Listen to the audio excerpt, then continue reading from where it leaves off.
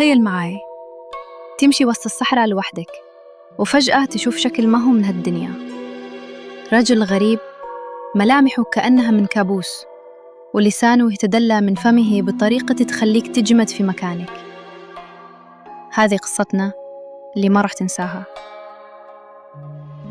في صباح مو طبيعي ركبنا السيارة نجمع عينات، بس بعد مشوار قصير بدأ المحرك يأنه كأنه يعاني، وفجأة طفى وتركنا في عز العتمة والصحراء القاحلة.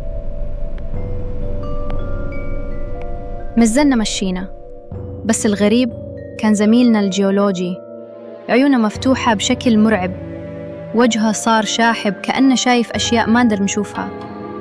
وفجأة ظهر قدامنا رجل غريب، ملبسه ممزق ووجهه ما ينشاف بوضوح، ولسانه الطويل اتدلى من فمه كأنه شيطان حي. خطواته كانت متقطعة لكن ثابتة، وكأنه يمشي على عتبة الموت. صرنا نقرأ آيات من القرآن، بس الخوف كان يزيد، والرجل ما توقف، زاد يقترب كأن الظلام يمشي معنا.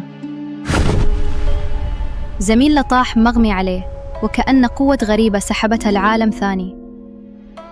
حاولنا نحمله، بس وزنه كان ثقيل كأنه حملنا وحش مخفي. ركضنا للمخيم نطالب المساعدة، كل واحد فينا قلبه يدق بسرعة جنونية، والظلام صار كابوس ما ينتهي.